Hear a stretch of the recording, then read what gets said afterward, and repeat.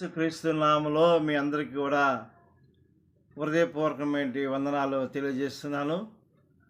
నా ఫేస్బుక్ చాలామంది ఫాలో అవుతున్నారు, యూట్యూబ్ కూడా ఫాలో అవుతున్నారు.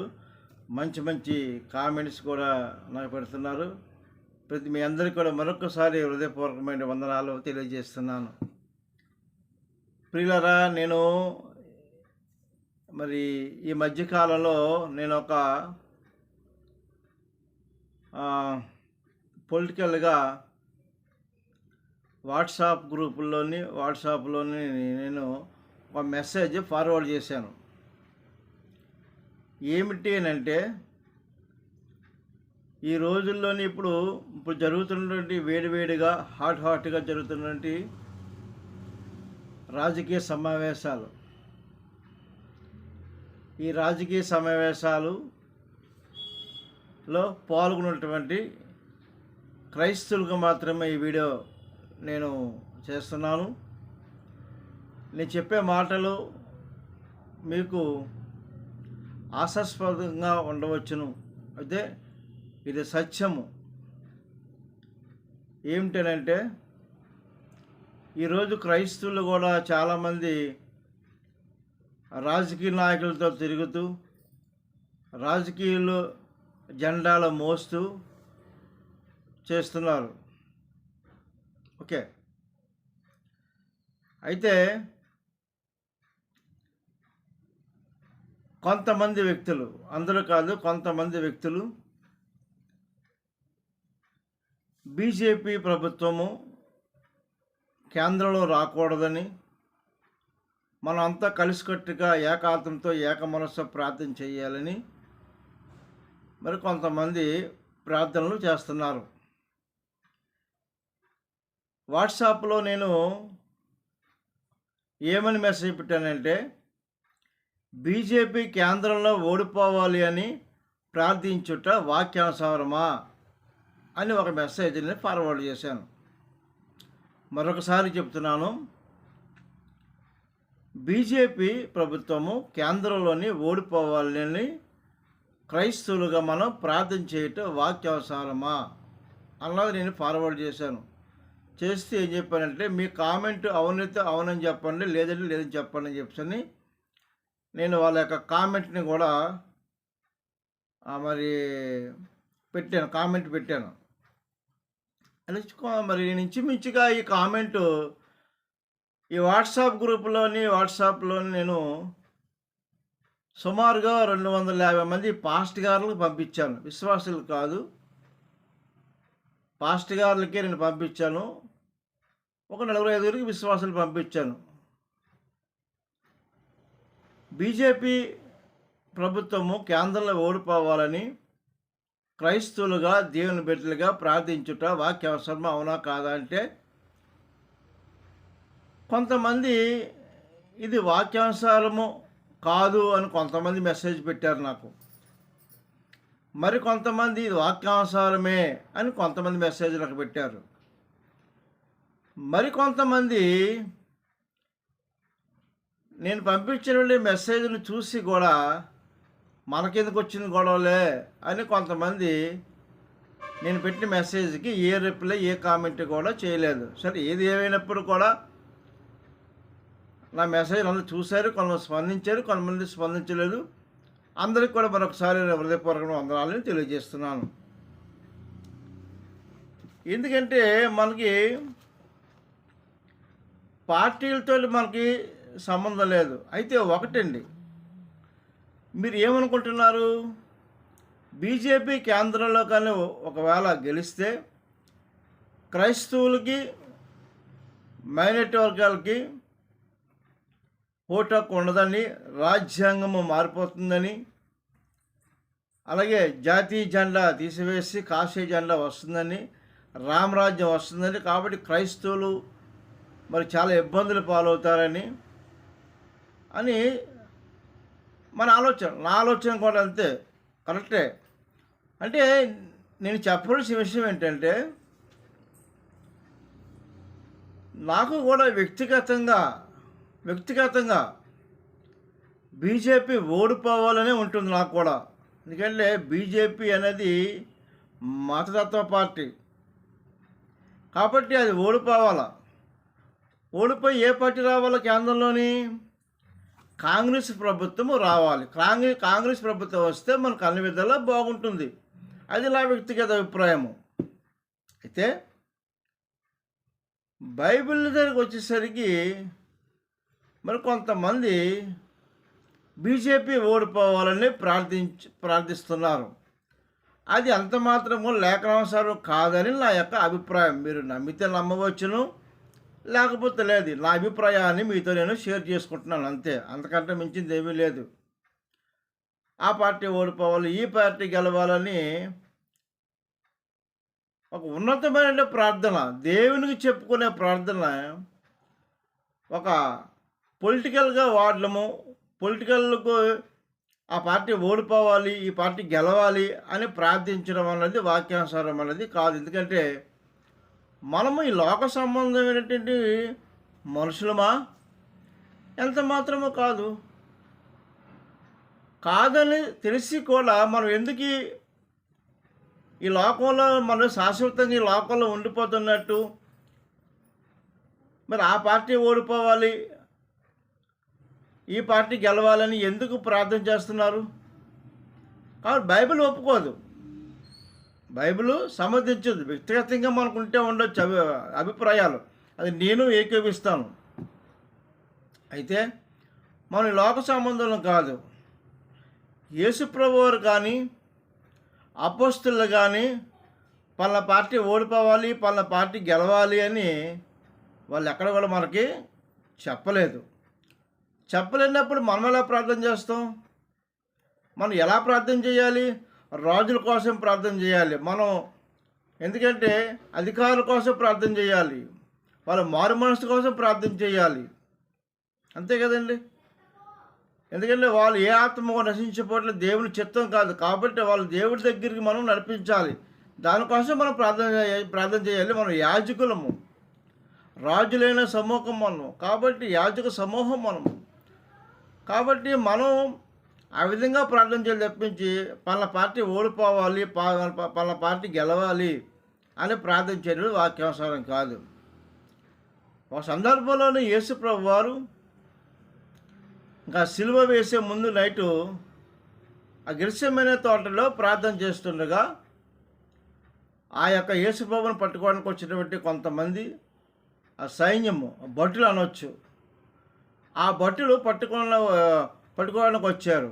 ఎలా పట్టుకున్నారంటే ఒక గజదొంగ పట్టుకున్నట్టు, ఒక దోపిడిదారుని పట్టుకున్నట్టు, ఒక నరహంతుని పట్టుకున్నట్టు పట్టుకున్నారు. యేసు ప్రభుతో పాటు ఉన్నటువంటి ఒక పేతురు గారు ఒక ఆయన ఉన్నారు. ఆయన ఎప్పుడైతే యేసు ప్రభుని అంటే బందిపోటు దొంగలో పట్టుకున్నాడో ఈయన కోపం వచ్చింది. ఎవరికి? పేతురు గారికి. అయితే ఎప్పుడైతే యేసుబాబుని పట్టుకున్నాడో ఆ పట్టుకున్న భటులు చెవి ఏం చేశాడంటే పేతురు గారు నరికివేశాడు. ఆ సందర్భాన్ని మనం ఒకసారి చూద్దాం. సందర్భాన్ని, ఎందుకంటే ప్రతిదీ కూడా మనం లేఖనం చూడాలి. మనం లేఖనంలో మనం గ్రహించుకొని మనం చదవాలి తప్పించి ఈరోజు మరి ఆ పార్టీ గెలవాలి, ఈ పార్టీ ఓడిపోవాలి అనేది ప్రార్థన చేయడం అనేది వాక్యానుసారం కాదు. మనం లోక సంబంధమైన కాదు, పరలోక సంబంధమైన వ్యక్తులు మనము. చూడండి ఒకసారి మత్తయి సువార్త 26వ అధ్యాయము 50వ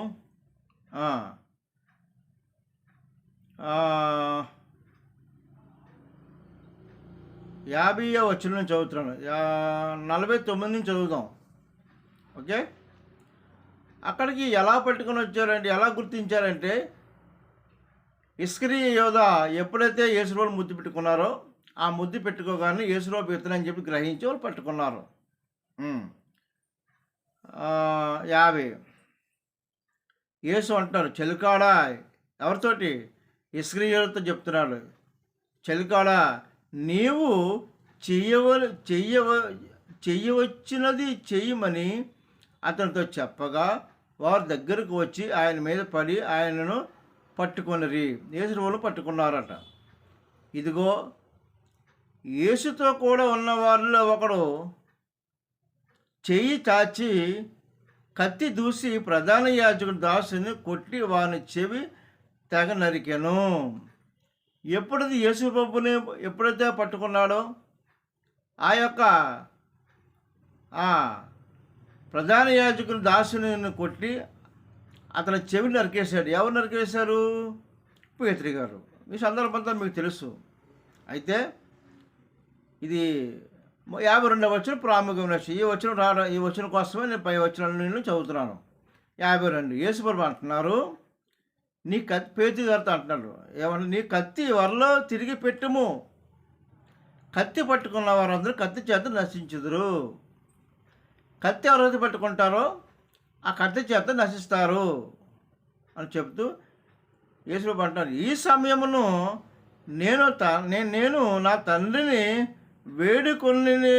వేడుకొనలేననియు వేడుకొని ఎడల యేసుప్రభు అంటున్నారు, ఈ సమయంలో నేను తండ్రిని ఒకవేళ వేడుకుంటే ఆయన 12 సేనావ్యూహం కంటే ఎక్కువ మంది దూతలను ఇప్పుడే నాకు పంపిస్తాడు అని యేసుప్రభు వారు చెప్తున్నారు.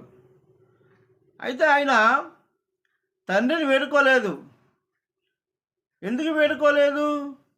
ఎందుకంటే ఈ లోకం కోసం ఆయన రాలేదు కదా. ఆయన పరలోక సంబంధి ఆయన. ఎందుకంటే ఆయన లోక సంబంధి కాదు, పరలోక సంబంధి. ఒకవేళ ఆయన ఏమంటారంటే, ఈ సమయం నేను నా తండ్రిని వేడుకుంటే ఆయన 12 సేనావ్యూహముల కంటే ఎక్కువ మంది దూతలను పంపను అని చెప్పని చెప్తున్నాడు.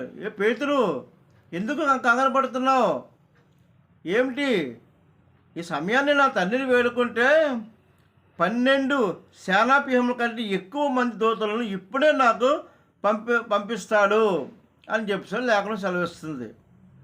12 సేనావ్యూహం కంటే అందులో ఒకటి ఉంది చూడండి ఒకసారి పుట్టినట్లో.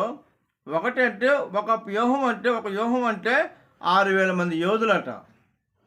6,000 మంది ఇంటూ 12 అంటే 72,000 మంది, అంటే పైగా సుమారుగా 1,00,000 మందిని నా తండ్రి పంపిస్తాడు. కాబట్టి మనం ఈ లోక సంబంధులం కాదు అని చెప్తూ మరి ఇక్కడ ఒక సందర్భంలోని ఏమంటే పిలాతు అడుగుతాడు, నువ్వు రాజువా అని. ఒకసారి చూద్దాం, సందర్భం చూద్దాం ఒకసారి. ఇదంతా ఎందుకంటే మన లోక సంబంధులం కాదు, మన పరలోక సంబంధము. మన యాత్రికులుగా వచ్చాము ఈ లోకంలోకి. యాత్రికులు ఏం చేస్తాడు? చూడటం వరకు యాత్రికులు, స్థానికంగా ఉండిపోవడం కాదు. కాబట్టి యోహాను సువార్తలోని 18వ అధ్యాయము 36 నుంచి చదువుతున్నాను. 36 ఏమనుంది? 36 యేసు అంటున్నాడు, నా రాజ్యము ఈ లోక సంబంధమైనది కాదు. నా రాజ్యం ఈ లోక సంబంధమైనది అయితే నేను యూదులకు అప్పగింపకున్నట్లు నా సేవకులు పోరాడుదురు. కానీ నా రాజ్యము యెహోవా సంబంధమైనది కాదు అన్నాడు. నా రాజ్యము ఈ లోక సంబంధమైనది కాదు. ఒకవేళ ఈ లోక సంబంధమైన అయితే యూదులు పోరాడతారు అని ఇక్కడ లేఖనం మనకి సెలవిస్తుంది. కాబట్టి వాళ్ళకు ఓడిపోవాలి, ఆ పార్టీ ఓడిపోవాలి, ఈ పార్టీ ఓడిపోవాలని ఎందుకు ఇటువంటి ప్రార్థన చేస్తారో నాకు అర్థం కావటం లేదు. అంటే నా ఆలోచనలు మీకు షేర్ చేసుకోవాలని ఉద్దేశంతో నేను తెలియపరుస్తున్నాను అంతే. ఎందుకంటే మరి కొంతమంది ఎలా ప్రార్థన చేస్తారు? ప్రార్థన ఒక విలువ తగ్గించేస్తున్నారు అంతే. ఒక ప్రార్థన అంటే ఏంటి? దేవునితో, సృష్టికర్తతో మాట్లాడడము. మాట్లాడడం అంటే ఆయన ఇవ్వవలసినది మనం అడగాలి. ఆయన కెపాసిటీ, ఆయన ఆకాశం భూమిని సమస్తము కలుగు చేసిన మహాదేవుడైన అటువంటి దేవుణ్ణి చిల్లరగా అడగడం ఏంటి? కాబట్టి ఉన్నతమైనది అడగాలి దేవుణ్ణి. కొంతమంది మీటింగ్స్ పెడుతూ ఉంటారు. మీటింగ్స్ పెట్టినప్పుడు వాతావరణం కొద్దిగా వర్షం వచ్చేటట్టు మేఘాలన్నీ కూడా వర్షం వచ్చే సూచనలు ఉంటాయి. మరి మీటింగ్స్ పెట్టినటువంటి వాళ్ళు ఎలా ప్రార్థన చేస్తారు? సేవకులు ఈ వర్షం ఆగిపోవాలి అని ప్రార్థన చేస్తుంటారు. అది వాక్యానుసారమా?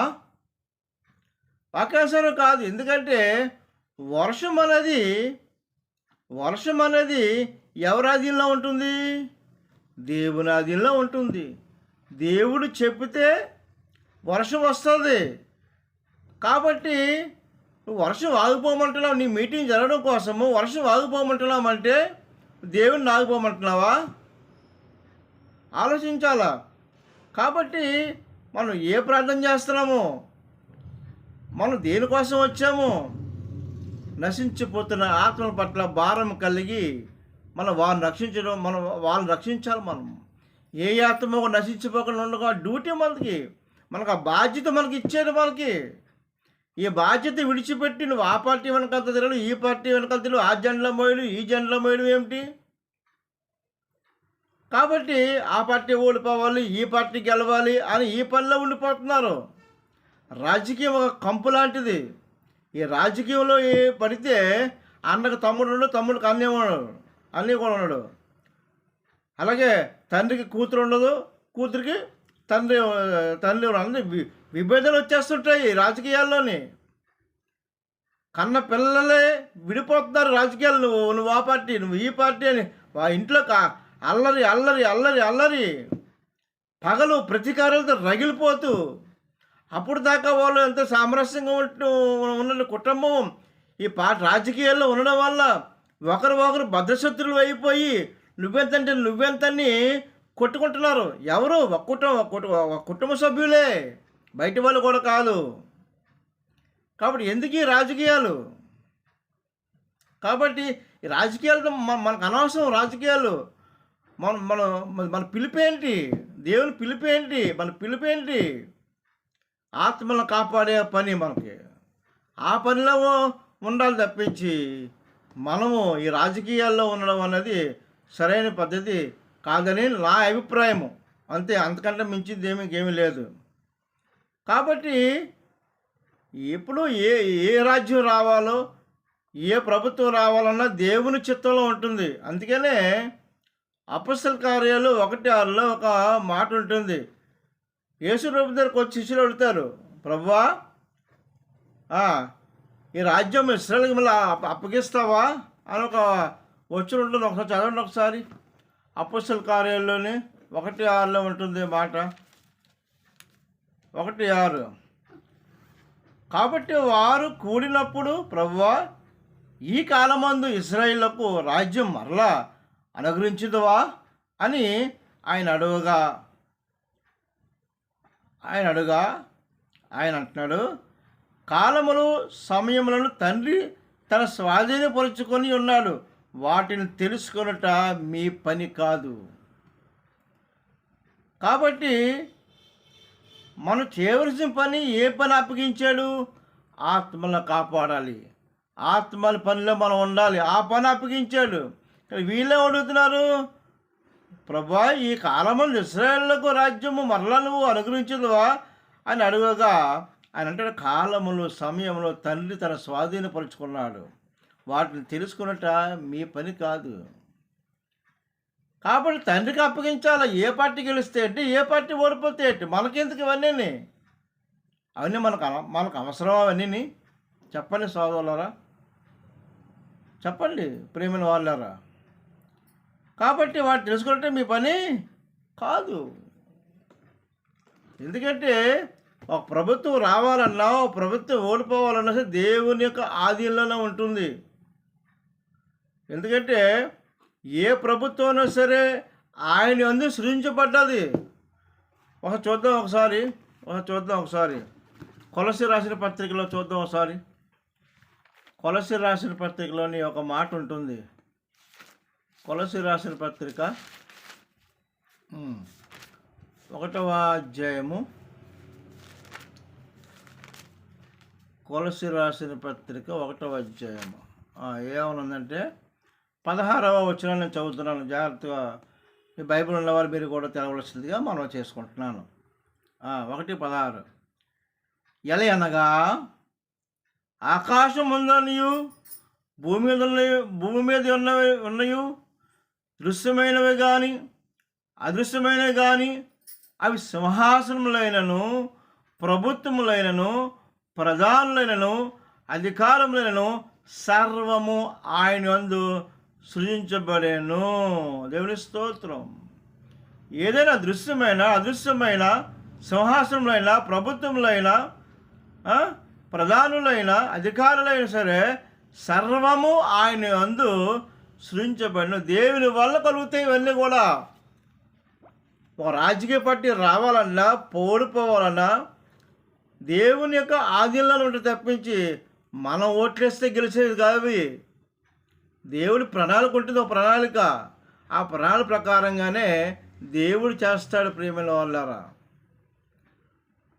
ఒక సందర్భాన్ని మనం గుర్తు చేసుకోవాలి. ఇప్పుడు ఇశ్రాయేలు ప్రజలు ఐగుప్తులు నలిగిపోతుండేవారు. బానిసత్వం, చాలా 10 మంది చేయవలసిన పని 2 ముగ్గురు చేయించి బానిసత్వం ఇటుకలు చేసేవారు. ఇశ్రాయేలు ప్రజలు నలిగిపోతున్నారు. 430 సంవత్సరాల బానిసత్వం నుంచి నిజంగా మరి ఎంత బానిసత్వం వాళ్ళు ఉండేవారు. అలాంటి వాళ్ళు ప్రార్థన చేశారు ఇశ్రాయేలు ప్రజలు యెహోవా దేవుడికి. ఇశ్రాయేలు ప్రజలు ఎప్పుడైతే ప్రార్థన చేశారో ఆ మొర దేవుడు ఆలకించాడు. అక్కడి నుంచి మాకు బానిసత్వం నుంచి విడుదల కలుగు చేయమని ఎప్పుడైతే ప్రార్థన చేశారో అప్పుడు దేవుడు ఆలకించి దేవుడు ఏం చేశాడంటే మోషేని ఏర్పాటు చేశాడు. మోషేని ఏర్పాటు చేస్తే మోషే ద్వారాగా కొన్ని అద్భుతాలు ఆ ఐగుప్తులోని దేవుడు చేయించాడు. అయితే ఇవన్నీ కూడా చూసినటువంటి ఆ ఫరో పంపించాలని నిర్ణయించాడు. ఇశ్రాయేలు ప్రజలను పంపించాలని నిర్ణయించాడు. అయితే తర్వాత మరలాను ఏమైంది, మరి పంపించలేదు. ఫరో పంపించాలనుకున్నాడు.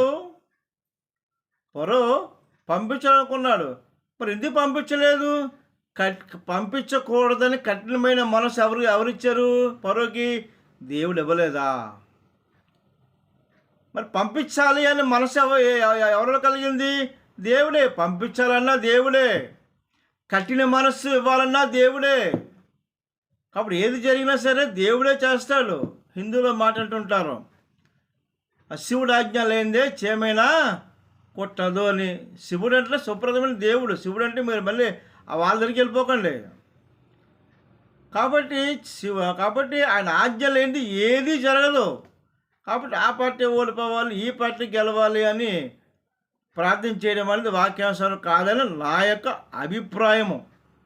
బైబిల్ నాకు అలా అర్థమైంది. మరి మీకు ఎలా అర్థమైందో నాకు తెలియదు. మరి నా మాటలు మీరు ఒప్పుకుంటే ఒప్పుకోవచ్చు, లేకపోతే మీ ఇష్టం. కాబట్టి అధికారం అన్నది దేవుని వల్ల కలుగుతుంది తప్ప మనుషుల వల్ల కాదు. మనం ఓట్లు వేస్తాం కాబట్టి అధికారం వచ్చింది కాదు, దేవుని చిత్త ప్రకారంగా జరుగుతుంది. ఈరోజు బీజేపీ ఓడిపోవాలన్నా, గెలవాలన్నా, కాంగ్రెస్ కేంద్రం రావాలన్నా అది దేవుని చిత్తం. ప్రభా నీ చిత్తం అయినా అని మనం ప్రార్థన చేయాలి. ఏదొచ్చా మనకు తప్పదు. మన శ్రమలు తప్పు, మనకి శ్రమలు తప్పు, ఇబ్బందులు తప్పు, కన్నీరు తప్పదు, చావు తప్పదు. హతసాక్షులు అవుతాం. మనం సిద్ధపడాలి. మనము మణిపూర్ ఉంది. మణిపూర్లో చాలామంది హతసాక్షులు అయిపోయారుగా. చాలామంది అది దేవుని చిత్తం అంతే. వాళ్ళు మొరపెట్టలేదా? మరి మొరపెట్టారు. దేవుడు ఎందుకు కాపాడలేదు అంతే.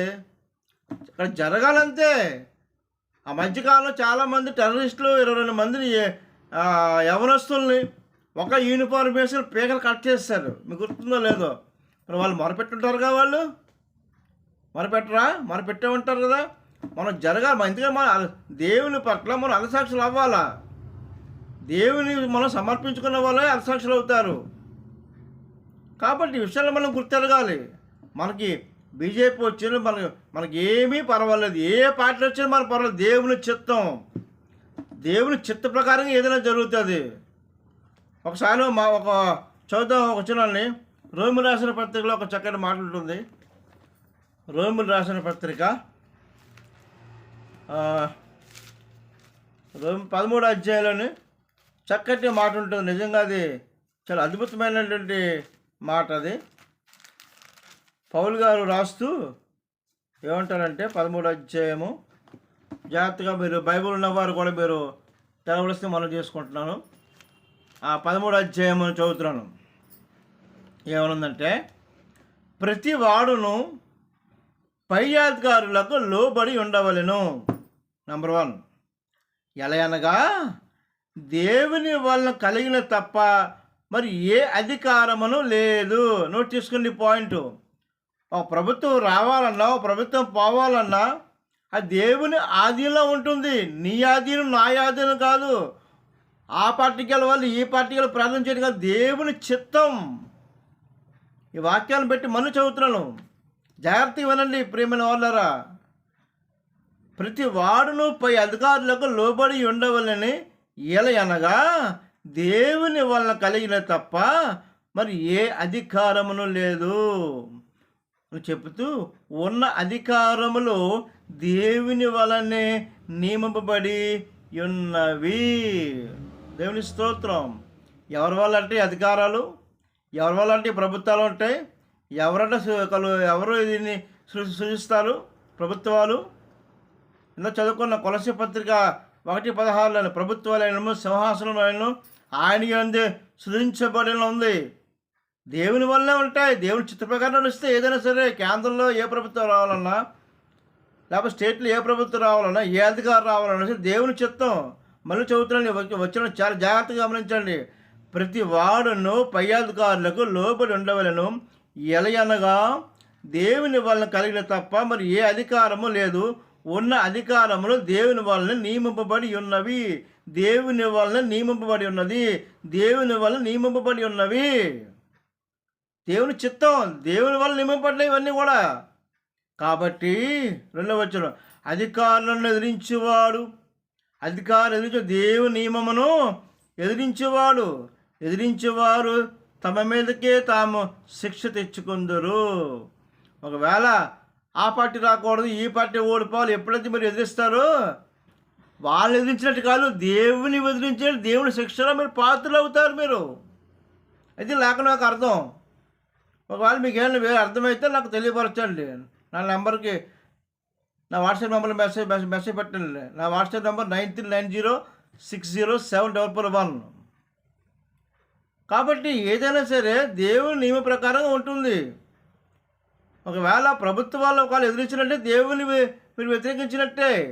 పలా పార్టీ ఓడిపోవాలి ప్రార్థన చేస్తే దేవునికి వ్యతిరేకంగా మరి ఉన్నట్టే. ఏముంది ఇక్కడ 2వ వచనం, కాబట్టి అధికారమును ఎదిరించేవాడు దేవుని నియమమును ఎదిరించేవాడు తమ మీదకే తాము శిక్ష తెచ్చుకొనును. కాబట్టి మనం ప్రభుత్వాల గురించి మనం ఓడిపోవాలి, ఇది గెలవాలి అని మన ప్రార్థన, అది మన డ్యూటీ కాదు. అది మన డ్యూటీయే కాదు. ఎందుకంటే బైబిల్లో మాట ఉంటుంది, ఈ జీవన వ్యాపారంలో మీరు చిక్కుపడకుండా ఉండండి. జీవన వ్యాపారం అంట మొదటి రాసిన పత్రిక 2వ అధ్యాయం 4వ వచనంలో ఉంటుంది. కాబట్టి ఇది రాజకీయం అంటే ఒక కంపు, అదొక వ్యాపారం, అదొక వ్యసనం. అది ఆ రాజకీయ నాయకుడు ఆ వ్యాపారంలోకి వెళ్ళి తల్లి లేదు, పిల్ల లేదు, తండ్రి లేడు, కొడుకు లేడు, అన్న లేడు, తమ్ముడు లేడు. ఆ పొలిటికల్లో ఒక వేలు పెడితే సేవకులుగా మనం ఆ పని చేయకూడదు, అటువంటి ప్రార్థన చేయకూడదు. ఆ పార్టీ ఓడిపోవాలి, ఈ పార్టీ గెలవాలి అని మనం సేవకులుగా ప్రార్థన చేయకూడదు. అది వాక్యానుసారం కాదని నా యొక్క అభిప్రాయం. బైబిల్ నాకు విధంగా తెలియపరిచింది. అది నేను చెప్పవలసిన విషయం. ఎందుకంటే మనము పరోక్షంగా దేవుని రాజ్యంలో మనం ఉన్నాం. ఎన్నాళ్ళు ఉంటాం? కొంతకాలం ఉంటాం. 70-80 సంవత్సరాలు ఒక పరోక్షంగా ఉన్నాం. మనం ఉన్నామా లేదా? మనం ఉన్నామండి, ఉన్నాం. ప్రత్యక్షంగా దేవుని రాజ్యం రాబోతుంది. ఆ రాజ్యంలో ఉండడానికి మనకు భూమి మీద మనకు శ్రమలు తప్పు, నిందలు తప్పు, అవమానాలు తప్పు, హేళనలు తప్పదు. కాబట్టి ఈ విషయాలు మనం గుర్తెట్టుకోవాలి. ఇవన్నీ కూడా మత్తయి 24వ అధ్యాయంలో ఉంటాయి. ఆయన రాకడ సూచనలు ఇవన్నీ కూడా. బీజేపీ రాకూడదు ప్రార్థన చేయడం ఏంటి? రావాలి. బీజేపీ పార్టీ రావాలి. వాక్యాంశాలు చెప్తున్నాను నేను. నా వ్యక్తిగతంగా అయితే మాత్రం రాకూడదు అనుకుంటాను నేను. అది లాజిక్ ఆలోచించాను కొద్దిగా. కాబట్టి మన శ్రమలో క్రైస్తవులు అనేది శ్రమలు అనుభవించే తప్పదు. పేతురుపత్రికలో ఉంటుంది ఆ మాట. కాబట్టి మనం ఆ రాజ్యం, మన దేవుని రాజ్యంలోకి వెళ్ళాలి అంటే, దేవుని రాజ్యం మనం పొందుకోవాలంటే ఈ భూమి మీద మనం పరోక్షంగా మనము కొన్ని శ్రమలు మనము మనం మనం మనం పొందుకోవాలా. శ్రమలు ఉంటాయి క్రైస్తవులకి. క్రైస్తవుడు సుఖం ఉంటుందని ఎక్కడ బైబిల్ చెప్పిందా కొత్త నిబంధనలు ఎక్కడైనా? కష్టాలే, కన్నీళ్ళే ఉంటాయి మనకి. వాక్యానుసారంగా సుఖం ఉంటుందా? పౌలు గారికి ఎక్కడ సుఖం ఉందండి? పౌలు గారికి ఎక్కడ సుఖం ఉంది? ఆకలి దెబ్బలతోటి, కొరడా దెబ్బలతోటి, రకాలమైన ఎంత హింస పొందాడు అయినా. ఆయన ఎక్కడ సుఖం ఉందా? యేసు ప్రభువుకి ఎక్కడ సుఖం ఉందా? లేదే. బీజేపీ రాకూడదని ప్రార్థన చేయడం ఎంతవరకు రైటు?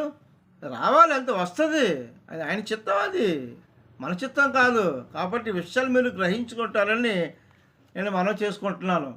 ఒకవేళ ఈ విషయంలో ఏదైనా నాకు చెప్పాలనుకుంటే మీ సలహాలు నాకు ఇవ్వండి, నేను తీసుకుంటాను. నాకు అర్థమైంది ఏంటంటే బీజేపీ ప్రభుత్వం ఓడిపోవాలి, ప్రార్థించే వాక్యానుసారం కాదని నాకు అర్థమైంది. కాబట్టి ఈ విషయాలు మీరు గ్రహించుకొని నన్ను మీరు అపార్థం చేసుకోకండి ప్రియమైన వాళ్ళారా. ఎందుకంటే మనం శ్రమలు అనుభవించాలి. శ్రమలు ఉంటేనే క్రైస్తవుడు. శ్రమ లేదు నాకు అంతే సంతోషమే, నా ఇల్లంతా బంగారం అయిపోయింది అంటే వాడు దొంగ క్రైస్తవుడు, నామకాంత క్రైస్తవుడు. కాబట్టి మన ప్రార్థన అనేది చాలా వాల్యుబుల్. మనం యాజకులం కదా. కాబట్టి దేవుని మొరపెట్టే బాధ్యత మనకి ఇచ్చాడు. ఆ యొక్క ఉన్నతమైనటువంటి స్థానంలో దేవుడు మనకి ఇచ్చినప్పుడు ఉన్నతంగా మనం ప్రార్థన చేయాలి. ఒక ఆత్మ నశించిపోతుంది, దాని ఆత్మ పట్ల మనం వెళ్ళి సువార్త చెప్పి ఆత్మ కొరకు మనం ప్రార్థన చేస్తే దేవుడు ఎంతో సంతోషిస్తాడు. ఈ పని మనం చేయాలి. మనం ఈ పని చేద్దామా? చేద్దాం. మనం కలిసి మనం ప్రార్థన చేసుకుందాం. ఓకే. మహాపరిశుద్ధుల స్తోత్రంలో ఆయన సర్వోన్నతుల సర్వశక్తిమంతుల నీకే మహిమ ఘనత ప్రభావం చెల్లించుకుంటాను ఆయన.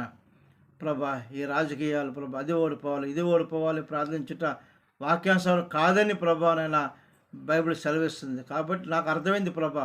ఒకవేళ దీంట్లో లోటుపాటు ఉంటే నన్ను క్షమించమని ప్రార్థిస్తున్నాను తండ్రి. నాయన మరి మా యొక్క ప్రయాసము అంతా కూడా ఆత్మల భారం కలిగి, సువార్త భారం కలిగి, ఒక ఆత్మ నశించిపోకుండా ఉండడానికి ప్రభానైనా మమ్మల్ని ఒక సైనికులుగా మమ్మల్ని ఉంచమని ప్రార్థిస్తున్నాం ప్రభానైనా. విన్నవారు కూడా గ్రహించే మనసు దయచేయండి. మేము అంతా కలిసికట్టుగా ఉండి ఆ దేవుని రాజ్యంలో ఉండేటట్టు ప్రభావన మమ్మల్ని దీవించి కృప చూపించమని సమస్త మహిమ ఘనత ప్రభావం చేతికి అప్పగించుంటూ యేసు పరిశుద్ధులను ప్రార్థిస్తున్నాం తండ్రి. Praise Lord. God bless you. దేవుడు మిమ్మల్ని దీవించి నడిపించును గాక. ఆమేన్.